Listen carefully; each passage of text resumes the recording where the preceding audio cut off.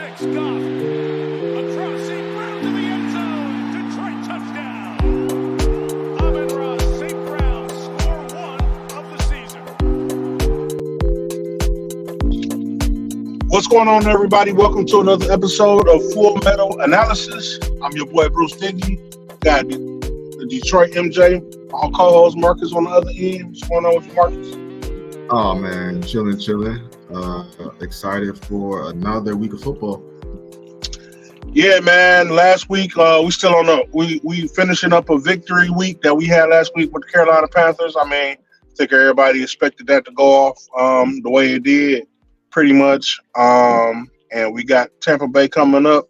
But before we get into Tampa Bay, what are your thoughts on last week's game? Last week's game was a great game. It was a real testament to who this team is. You got a less than opponent coming into your house, and they went out there and did what they're supposed to do. And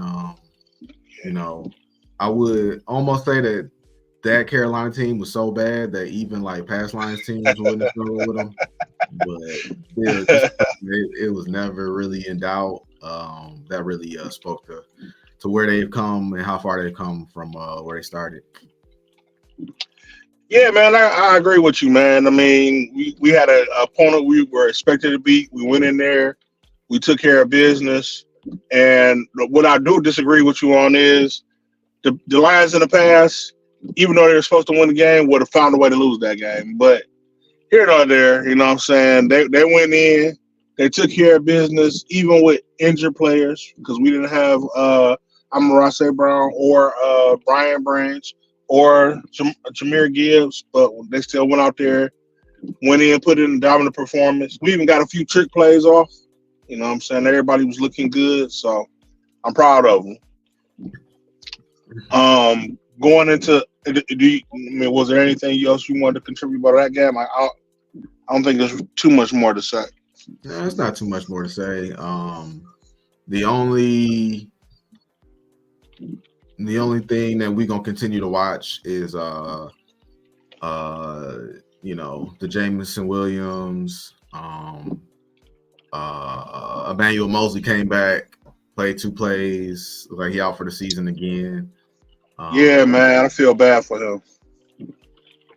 Yeah, so I mean, it's just the new, not new guys, but just the guys coming back from injury, guys coming back. How are they gonna fit into the system? We're still watching to see how that goes. Speaking of the injuries and Emmanuel Mosley, and we have C.J. Gardner-Johnson hurt, and a couple of guys went down. That's another good guy that's down for the season. We're pretty deep in the DB room, but I've been hearing rumors of the trade deadline is coming up. I've been hearing rumors of the Lions maybe looking to invest in a couple of guys before the trade deadline is up. Do you think they will go down that path, or just stick with the guys that they got? It always comes down to what I want and what I think is real. What I will want is, I would make a pretty significant trade. Do I think they will? No, I don't think they will.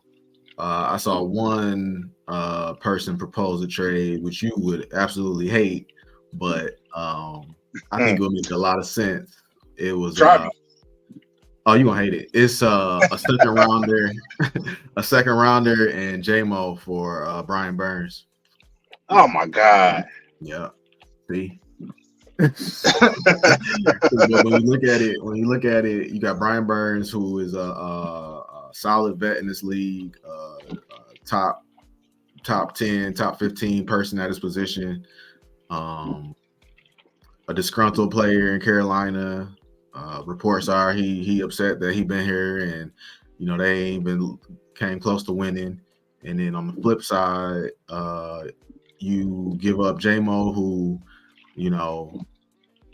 at J-Mo, it like if you look into the future and you see like peak J-Mo, like how big of a factor is he on the team if everything is going right? And the way that everything shakes out, to me, it seems like it would only put us a little bit further than what we already are at. And on top of that, J-Mo is Bryce Young's, guy from college. And then you just throw in the second round pick to sweeten the pot. And you got yourself a pass rusher to go along with Aiden. Yeah, I see I see the where J-Mo will fit and plug and play in there, but fuck that, man. J-Mo ours, man. Let him be a star here. Let him be a star here, huh, man? Yeah, Yeah, man. You heard Dan this week, man. He said, you know what I'm saying, he got what he expected out of them. That they played him what they want to play, and they're gonna gradually give him more plays to implement them more into the offense. So I think yeah. he'll make some plays. And As we face tougher competition as the season goes along. And in that same breath, he talked about how Josh Reynolds is like the best thing that ever happened to the Lions. And Josh Reynolds been playing good. I mean, hey man, everybody loves Josh Reynolds. Dan Campbell's just a truth teller, man. He just tells it like it is, man. He do. And his truths, just to me, just to my ears, sound like J-Mo, get in where you fit in. And, I mean, I just me personally, it just turns my stomach at the thought of drafting for depth with a first round pick. Not completely, but not to derail the whole conversation. But I happened to turn on the Pistons preseason, and I know you do it just to troll me. But there are a lot of people who are not trolling. They dead serious when they tried to argue with me and tell me that Jaden Ivey and Cade Cunningham was going to be this dynamic backcourt for years to come. And do you know what they're doing with Jaden Ivey right now? Yeah, I was actually going to ask you about that later on in the show, but since you brought it up, we can talk about it real quick right now. I heard that they are running the idea of bringing Jaden Ivey off the bench as a sixth man, but it's not set in stone yet. I think they said that Monty's trying to get a feel of how he wants to run the team, so it's not set in concrete that he's gonna be coming off the bench. But I've heard that he's running a few sequences to see how he wants to do the matchups with the team that he's got. And I also heard rumors, because I was going to get your point of view on both of these. I also heard rumors that there's a possibility we might be looking to get what's his name, Devin Booker. I heard a couple of rumors that he might try to get a contract where he's at right now and then leave. I would absolutely love Devin Booker here. I've been banging the drum for a couple years now that the biggest deficit that the Pistons have is that they don't have a guy that's going to go out there and on any given week drop 40, 35. Cade is supposed to be that guy, but we have yet to see that. And he plays point. And I'm not saying you can't score 35 from the point, but it just takes a different type of player. And he might be that player, but right now I would love to see somebody who is a proven scorer. Jaden Ivey off the bench makes sense. It definitely makes sense, but that is, you are basically trying to clean up an accident if that's what you're going to try to turn Jaden Ivey into. I watched a little bit of preseason game the other day against OKC, and it's just amazing because they ran stats on OKC, and the Pistons are like the second youngest team in basketball, and OKC is the first. The Pistons are like the worst team in basketball, and OKC made the playoffs last year. They got so much young talent. Chet Holmgren is like a 7'1", power forward with a shot and can play defense. Shai Gilgeous-Alexander is one of the top 25 players in the league right now playing point guard. And then they've got a bunch of young talent. On top of that, they have more draft capital than any other team in basketball for the next 10 years. They got multiple first round picks, multiple second round picks for the next 10 years. I think more than any other team in the league. So OKC is amazing as far as potential right now. And the Pistons are the exact opposite. You don't think they have a lot of potential? No, nowhere near. Like I said, Shai Gilgeous-Alexander is without a doubt top 25 player in the league right now. Chet Holmgren missed all of last year, but so this is gonna be his first year. But they got a squad, and the only thing I will say is that our GM, I can't think of his name right now, Troy Weaver. Troy Weaver came from that organization.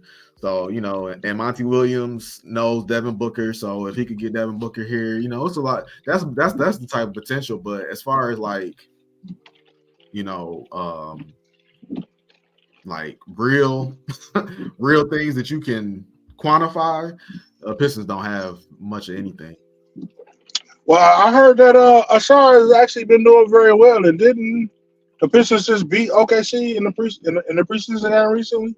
Wasn't that one of their games that they just won? Yeah, they won that game. They had to come down from 20 points because they was down the whole game, and then by the time it's preseason, so the starters played the first quarter, second quarter maybe, and then the guys that needed some work played to the third quarter, but in the fourth quarter it was all bench players. So they came back from on the bench players. Okay. But yeah, I'm not gonna go too far down the Pistons wormhole. I'm gonna keep watching. But I saw had a triple double, man. I've been hearing nothing but good things about him since he's come to the team. So, and I don't know what they're gonna do with. I've been hearing the same thing about Cade ever since Cade has come back from his injury.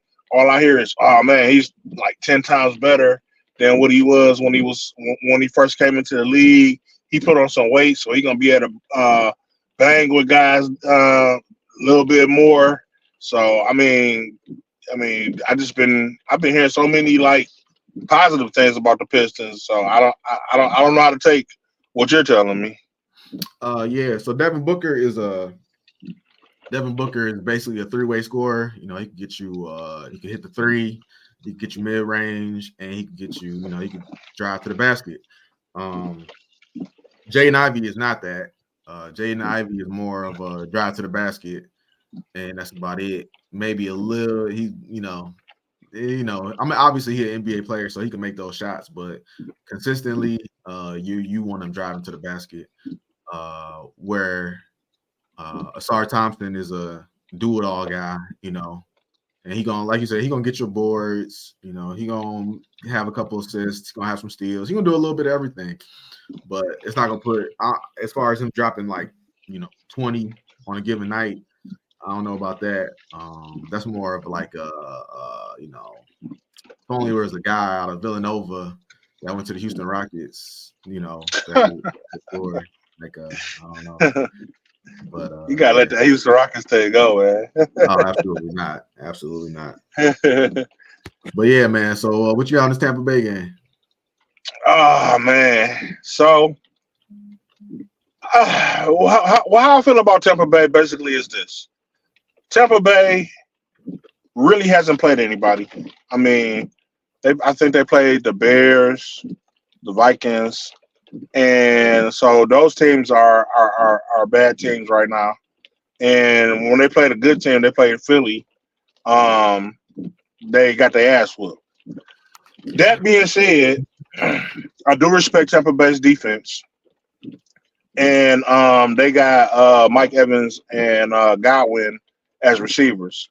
So I wouldn't take them lightly, but I do think that and it depends on which Baker Mayfield we get coming out, because he could he kind of reminds me of Jameson Winston in the sense that he could either play good or he could play bad. You know what I'm saying? So it depends on which one you get. So I think if our defensive line comes out, puts pressure on him, makes him have a bad game, and our defense, does their job. I mean, our offense does their jobs and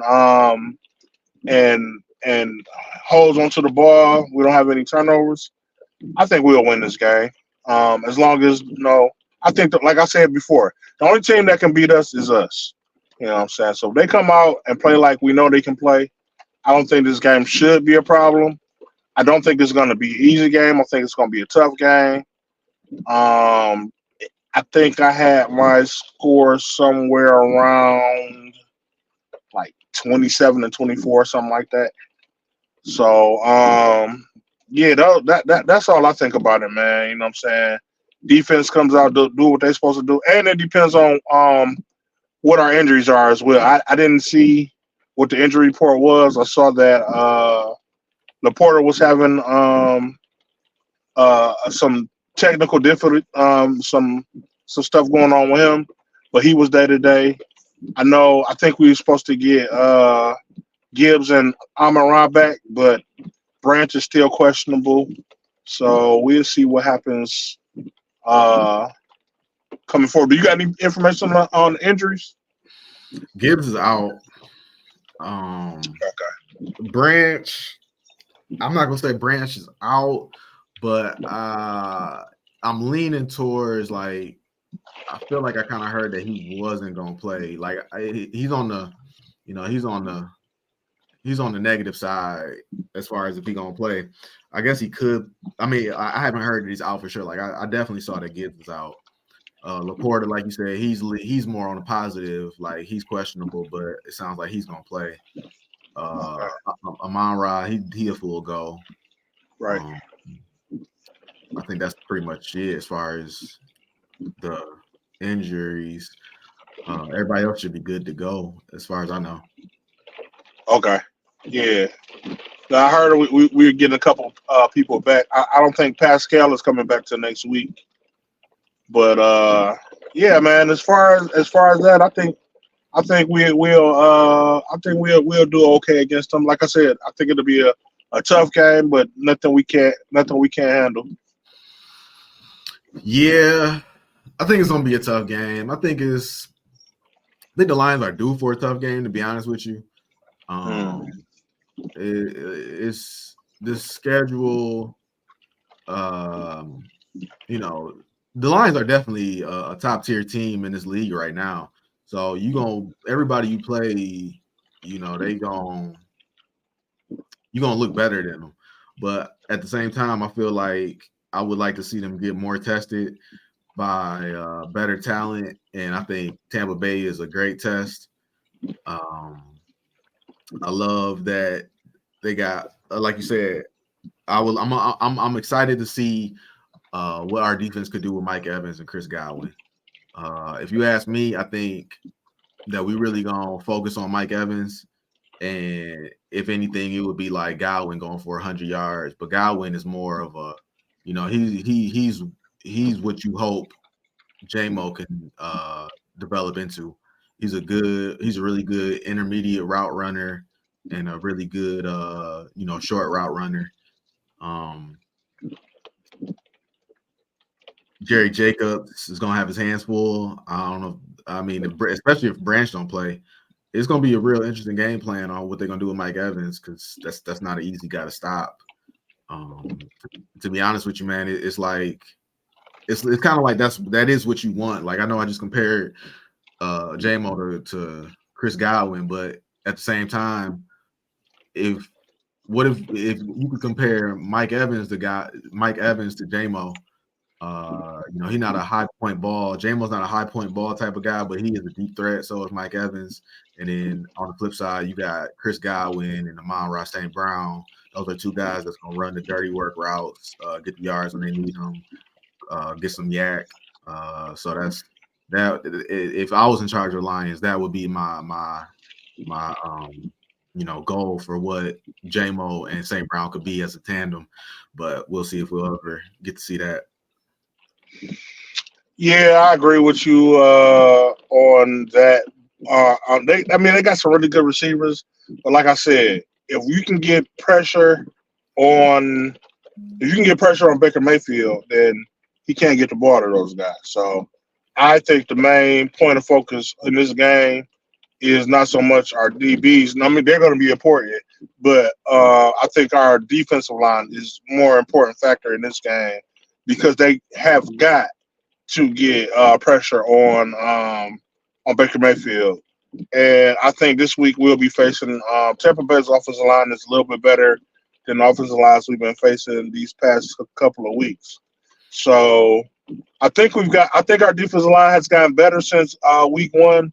They've really been showing a lot of pressure on the QBs, and it looks like they hone the skills. But this week we'll get to see if that was just because they were playing against weaker teams, or if they've just actually gotten better at pursuing the quarterback and making turnovers. You got to force them to make some turnovers. I think they said Tampa Bay hasn't had that many turnovers since playing this year. But once again, like I said, they haven't really been playing good teams. So we'll see what happens there. Yeah, so I was looking at some stats just trying to see. I'm with you. We're pretty much on the same page. I'm always gonna go a little bit sway a little bit more, whatever you want to call it. But I think it's gonna be a tough game. I think it's gonna be a close game, and two teams really do match up pretty well. To your point, and I agree. If pressure can always change the game, and if you could get pressure on Baker Mayfield, you could Baker Mayfield would drop that ball. He'll fumble from here time to time. He'll definitely throw up a 50-50 ball, all that good stuff. Right. But if you look at here, in terms of the offensive line, Jared Goff has been sacked 7 times this season. Baker's only been sacked 4 times this season. And then the other thing that I thought was really interesting was if you look at QBR, right?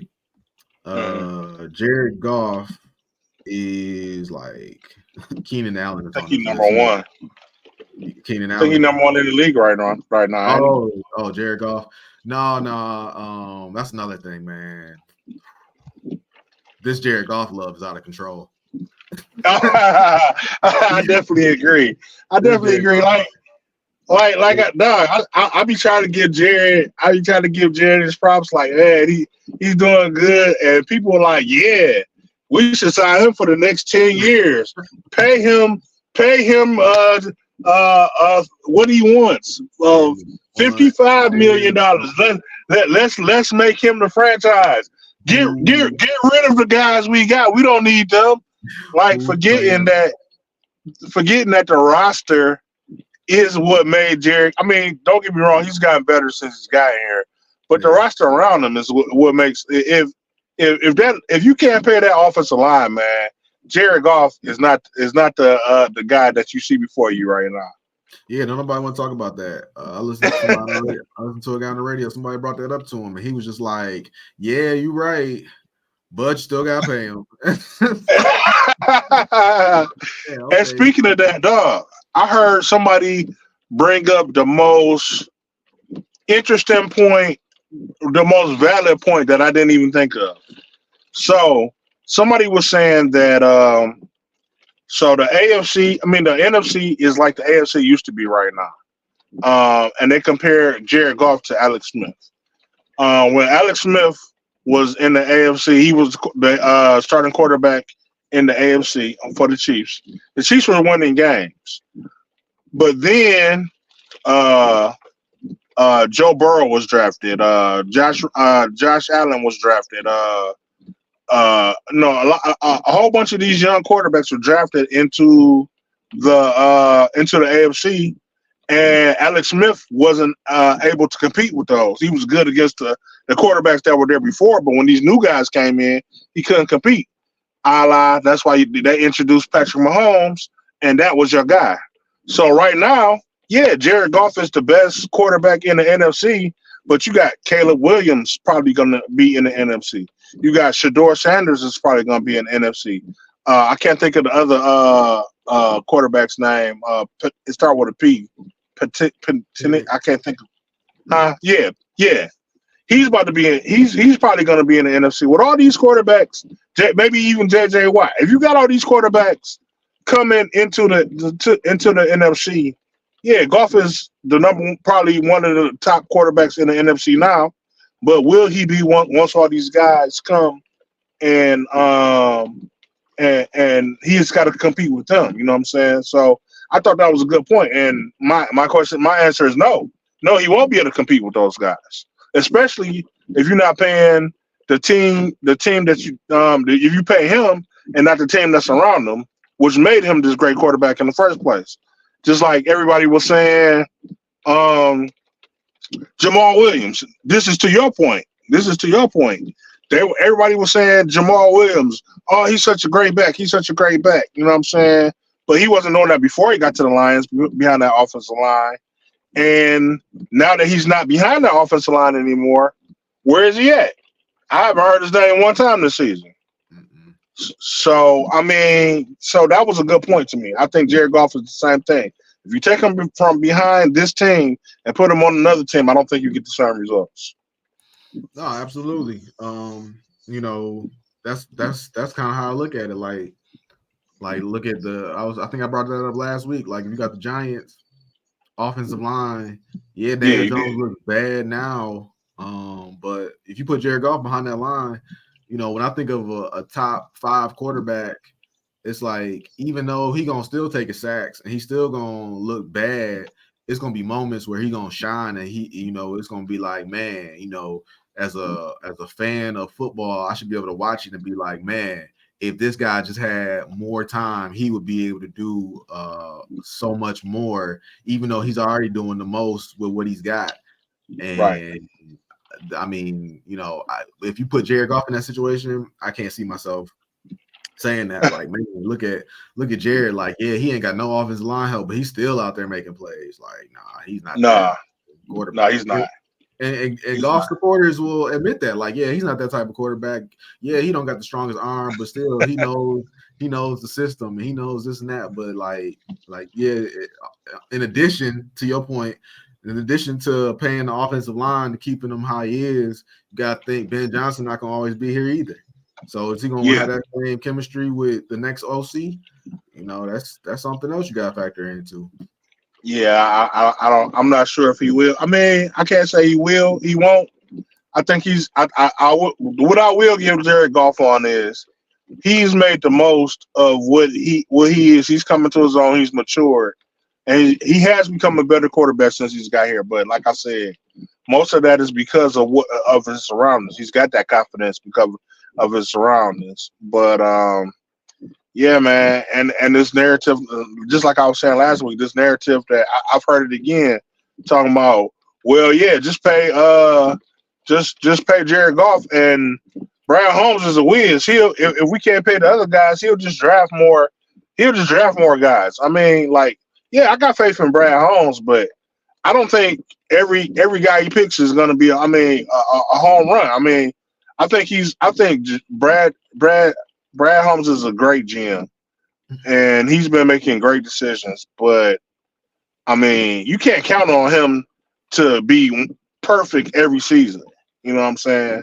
That's more of a risk that I don't think we should be taking. You know what I'm saying?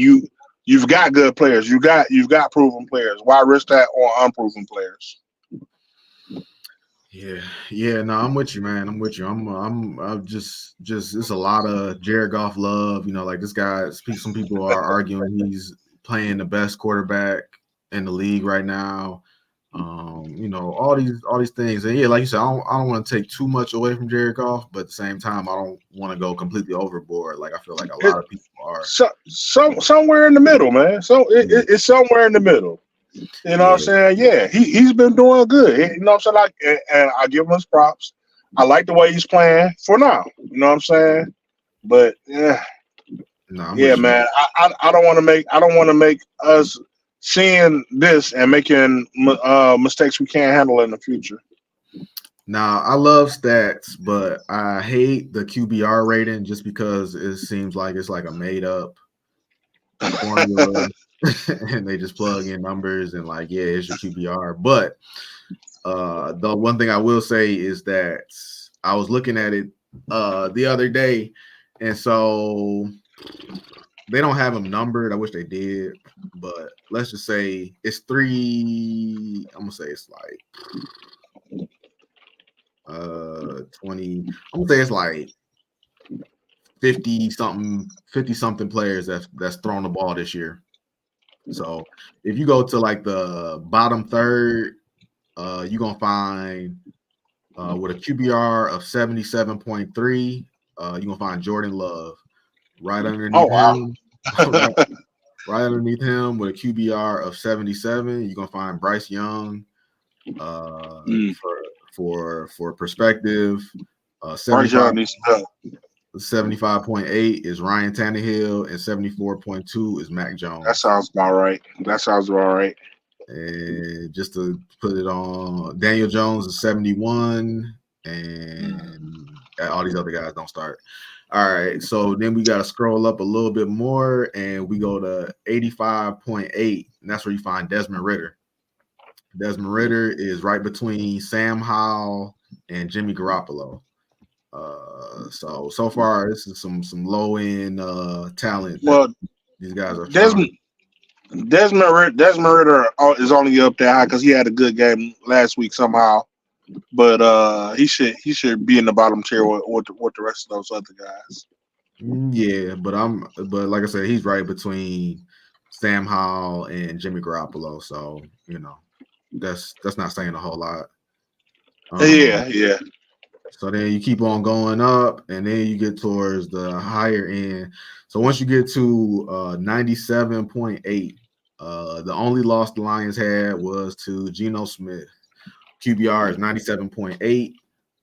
That is right below your boy CJ Stroud and right above Patrick Mahomes, 95. Okay. And then when you get to Baker Mayfield, who we're playing this week, his passer rating is 101.5. So this is going to be the highest rated passer that we've played all season. And like I said, the only loss was to another high rated passer in Geno Smith. So that's just something else that I think factors into how the Lions are going to have to do something that they haven't done yet this year. I was looking at one of my shows. It's this guy, Dosadia, and I usually breaks down Lions film, and they were asking him why he thought that Seattle, why did he thought that we weren't getting a good defensive line rush on Geno Smith, and he made a good point. He was saying because Geno was getting the ball out so fast that they didn't even have time to. Even when they were beating their blocks, the ball was coming out so fast they didn't have time to put pressure on them. And when I think back on that game, I remember thinking that during that game, like, damn, he getting that ball out quick as hell. Like, you know what I'm saying? It was like a three drop step, and the ball was gone. Or if it wasn't, he was stepping up in the pocket and he was still getting it out quick as hell. So I don't know if Baker Mayfield has that same type of presence. I think I don't think he gets rid of. I haven't watched a whole lot of Tampa Bay games, but I don't think he gets his releases that fast. I think he holds onto the ball a little bit longer, especially with the two guys that he got. They're more of a deep threat duo, more short than a short yardage duo. So he's gonna have to hold on to that ball a little bit longer in order to get those big yards that he's seeking. So we'll see what happens. We'll see what it got. I think the weakness for us will be those quick passes. It seems like that's a weakness for us. If they get the ball out fast and our DBs start coming up, then they start hitting us with the deep bursts. I think that's what Seattle was doing to us. And once again, even in that game, I still think we should have won that game. I think we pissed that game away ourselves. Yeah, this is one of those games where I can see some fourth down go for it attempts. I think honestly, man, I Let's think do it. Fourth yeah, down, baby. yeah, we're gonna talk about it after the game if I'm sure we're gonna talk about it if it happen. But yeah, this in it, hey, maybe it'll work out. But yeah, I can see that. I think it's gonna be a tough game, man. And I almost want to say I gotta say Tampa Bay might pull this one out based on injuries and based on I'm still not completely sold on this defense, and I got a lot of respect for Godwin and Mike Evans. On top of that, you got they got a pretty good tight end down there. The offensive line seems to be straight. It's really these are really two mirror teams. The only thing is Tampa Bay is at home, and oh man, I like him though. I can't think of my man's name, but the coach for Todd Bowles. Todd Bowles is a very patient coach, and it's kind of the opposite of Campbell. Obviously Campbell is more aggressive. So we gonna see, but it could come down to a time where maybe Tampa Bay should go for it, and instead they punt, and that turns around and bites them. Or it could be maybe the Lions should punt, and they end up going for it, and they don't get it. I feel like it's gonna come down to something like that. Yeah, at the beginning of the year, I ultimately had Tampa Bay as a win, a win. But and the Ravens as a loss. But now I kind of feel a little bit vice versa because Tampa Bay has been looking better than I thought they would, and while the Baltimore has been pretty good, they don't look as good as I thought they would look. So I might have to flip it. So now I'm a little bit more worried about this game than I am the Ravens game.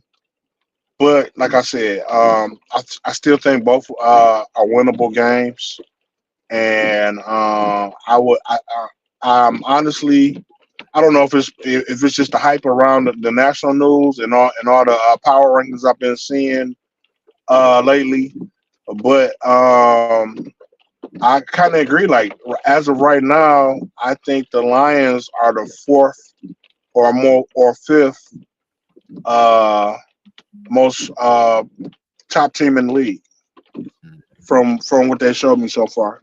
This will be the test of that. Both of these two games will be the test of that. But right now, I don't see anybody but San Francisco, Philly, and the Dolphins beating them right now.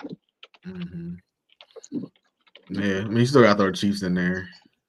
I mean, the Chiefs, I think we about on even ground with the Chiefs because the Chiefs haven't been looking all that great. I mean, they beat up they beat up on a Denver team and they beat up on a Bears team. Other than that, they've been looking pretty middle of the line. Mm-hmm. Yeah, but no, I mean it's gonna be a good game. If I had to call it, I'd say it's gonna be 23-16 Tampa Bay. Okay. I can see that maybe 23-19, maybe 4 points, but yeah, that's what I'm gonna go. I'm gonna say Tampa Bay home field advantage. I'm gonna get them the nod. But yeah, looking back, we go through the league real quick before we wrap it up. I wanted to we go through the league. Can we start off with last week's scores? Yeah. So what I got here is Baltimore. We both agreed on that. Both agreed on that. I had the let's see. Okay, you had the Saints last week. I had the Patriots. Patriots got destroyed. You won that one. Patriots are bad. Patriots are bad. I think I'm taking them this week though. We'll see. Rams getting the 4 against Philly. I think I I won that. just missed that. Yeah. I just missed that one. I think they lost by like a touchdown. You had Denver. I had the Jets. Just pulled that one out because Denver is trash. You had I just lost this one. You had KC minus 3.5. I had Minnesota. I think they lost by 4. Plus the points, right? Yeah. I'm sure we both agreed on San Francisco. That was about it as far as what we disagreed on. Okay. So, I got you by like a half a game with the points. Half a game. Yeah, it was like something like that. I'll give you that. Okay. All right. Let's see what we got this week. This week we have Washington going to Atlanta. Washington is getting 2.5. Washington is streaky, but I still got more faith in them than Atlanta. Atlanta, they had a good game last week, but I still don't have any faith in them, so I'm going with Washington.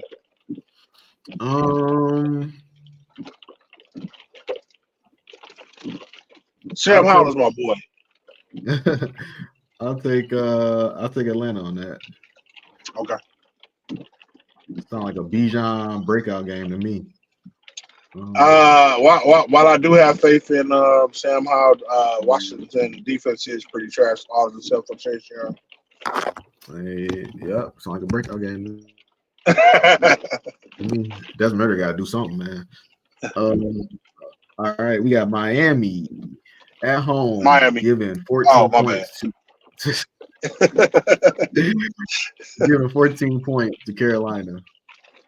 Oh yeah. I'll take that, and they're gonna cover the spread. Yeah, no, you can't bet against Miami, let alone against Carolina. Dog, Carolina might be the worst team of football right now. Trying to think who they going for the record, man, and they got a possibility to go 0-16, man. I mean 0-17. Yeah, if they don't start, they don't bench Bryce Young, man, they will. New Orleans is going to Houston Texans. New Orleans giving 2 points in Houston. That's a tough one. Is Carr healthy? As far as I know. Damn. How many points they giving Houston? 2. Only 2 points. Damn, I want to take Houston, but I might have to go with the Saints on this one, man. They just got more experience right now, and Houston is a young team. I got to go with the experience. I got you. I'm gonna keep riding the CJ Stroud train. I like what they're doing though, man. Hey man, you ain't gotta tell me you like CJ Stroud. Whatever, man. You should be taking victory laps that but I'm turning into a CJ Stroud fan over here. We got Seattle versus the Bengals. Seattle's getting 3.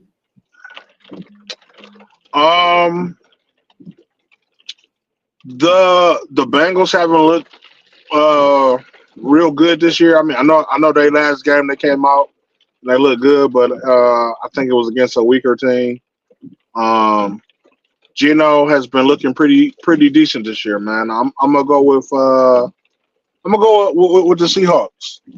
I kind of want to take the 3 points, but I'm just gonna go straight up with that one. Okay. Well, I'll give you the 3 points because I'm taking Cincinnati. Burrow looked about as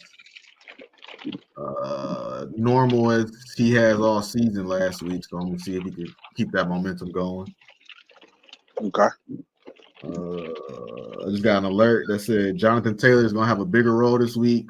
The Colts are going to Jacksonville. They're getting 4 on the road.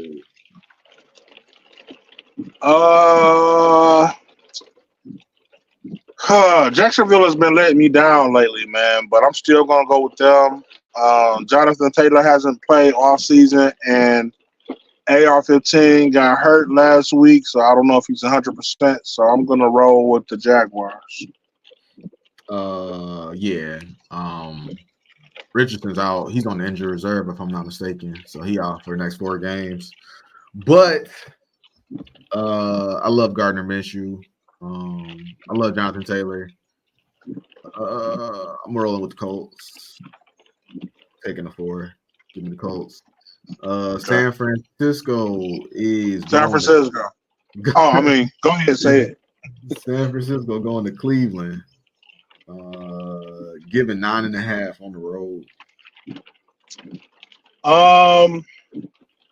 San Francisco is gonna win that game. The Browns got a pretty good defense this year, but they didn't show up last week. I don't think they show up again this week, and I think San Francisco not only wins that game, but they cover the spread. We are in agreement on that. No Deshaun Watson and no David Njoku. Dorian Thompson-Robinson looked amazing during preseason, but the 49ers is different than preseason. Definitely. All right. Minnesota is going to Chicago. Minnesota is giving 3 on the road. Before Justin Jefferson got hurt, I would say Tampa Bay. I mean, not Tampa Bay. I would say Minnesota. But Justin Jefferson is hurt, and the Bears have looked pretty decent these last weeks, these last couple of weeks. So I'm gonna roll with the Bears, and I'll take whatever points they give them. Man, I love it when something is just like right there, but I feel like it's like just that big old piece of fool's gold right there. And hearing you describe that is it makes it. I mean, you don't get me wrong, on surface it makes a lot of sense. The Bears are on 2-game winning streak. Minnesota just lost their biggest weapon offensively, but give me Minnesota covering. Actually, the Bears are only on 1-game winning streak. They almost won that first game, but they lost it. True. So give me Minnesota. Jordan Addison is having a really good rookie year. Imagine that a wide receiver comes into the league and hits the ground running. Oh my God! Was he hurt though? Was he hurt all season? I don't think he was. So I'm down for Minnesota. You got Chicago. This is actually I go to far as say this is my lock of the week. Minnesota. All right. Give me I'm sorry. Next you got New England going to the Raiders. New England getting 3.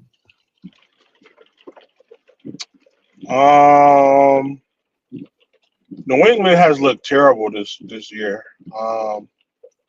I would usually go with New England because of Bill Belichick, but I'm going to take the Raiders. They also look awful, but they look better than the Patriots right now. If New England lets me down on this one right here, I'm gonna make a note and put it right here on this desk. Like, don't ever take New England again. Taking New England. Take the points too, man. Oh yeah, you gonna need it. You gonna need it. Going points on all of these. All right, Detroit. Did Devontae Adams get hurt last week? Nah, he got pissed, but that's different from getting hurt. All right, I stick with it then. Detroit giving 3 to Tampa Bay at their house. I already said I think the Lions are gonna win by 3, so that's why I'm going on with that. I'm putting me down for Tampa Bay. Hopefully it's just hopefully they just cover and the Lions win, but that's what I'm gonna go with. Philly going to the Jets, giving the Jets 6.5 at their place. I'm going. Of course, I'm going with Philly, but I will say the Jets. The Jets have defense is okay, and their offense has been looking okay. But the defense is looking great, and their offense has been looking okay. What are the points? 6.5. Yeah, I'm still going with Philly. Yeah, I'm with you. I mean Philly. They haven't been playing like that, but it's hard to go against Philly, let alone, when you look at Zach Wilson versus Jalen Hurts. Yeah, I have no faith. I have no faith in Zach, like I have no faith in Matt. Arizona is going to the Rams, getting 7 on the road. The Rams faced a tough team last week. I forgot who they played, but Philly. Oh yeah. They faced a tough team in Philly last week, but they still looking good. Cooper Kupp is back. Nakua Pool. I can't even say his name right now. But yeah, Apuka Nakua. He's been looking good. I think they go out and they have a good game. And I think they beat Arizona. What did you say? Yeah, Arizona. I think they go out and beat Arizona. Yeah, I'm with you. This is another lock candidate. I might have to do a parlay. Yeah, I do a lock. I do a lock on you with that game as well. People counted the Rams out, but nobody expected Puka Nakua to come on like this. Cooper Kupp came back last week and just hit the ground running. So it's gonna be interesting. They found a running back in I think his name's Kyron Williams. So still got Donald. I was one of those guys that counted the Rams out, but I did not see Puka Nakua coming, and you know what I'm saying. And he's kept them in contention. I almost cashed out for $5. I had a little bet. After the Super Bowl last year, just scrolled down the list to see who had the worst odds, and I had a little bit of money from I had 2 bets on the Super Bowl. It was beautiful, so I threw 25 on futures Super Bowl champions. I put it on the Rams. They was pretty far down there, so.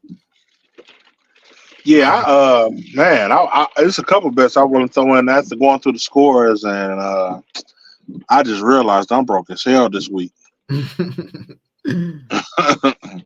This one is this is another one of those I ain't even got to ask you games, but for the sake of argument, New York Giants are getting 15 going to Buffalo. Whoever they playing. Oh, okay, my bad. Buffalo, without a doubt, I think that's gonna be.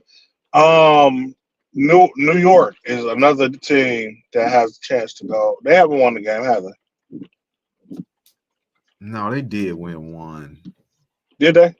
Yeah, I want to say they did because Saquon did play earlier in the year. I feel like they won at least one, but let me see. I might have it here. No, I don't say. But they don't got no Daniel Jones more than likely. Tyrod Taylor revenge game. That's about all I can give you. Nah. I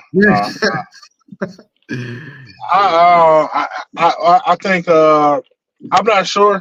I'm gonna say they haven't won the game, and I think those are another team that can go has a potential to go 0-16. But I'm not sure about that. If they did, I can't see what team it was that they won against. But yeah, once again, I'm going with the Bills. I think it'll be a blowout. All right, and then even if Daniel Jones was playing, they might have a better chance with Tyrod Taylor because Daniel Jones be out there looking scared. Yeah, I can't argue with you on that. They won one game against the Arizona Cardinals. Oh man. Oh yeah, they had to come back because the Cardinals was up and they came back something crazy and ended up winning that game. Cardinals should be ashamed of themselves. Josh Dobbs can only do so much. But props to the Cardinals, man. They I don't know what they're trying to do, but they fighting, man. They fighting. They are another team that they're not doing as good as LA, but they are another team that is doing better than what I thought they would. Yeah, they're just not getting the wins for it, but they playing hard. Yeah. They playing, Dan Campbell first year ball over there. They beat the Cowboys, so yeah. Mm-hmm. And speaking of the Cowboys, Dallas is going to the LA Chargers. Dallas is giving 1.5 on the road.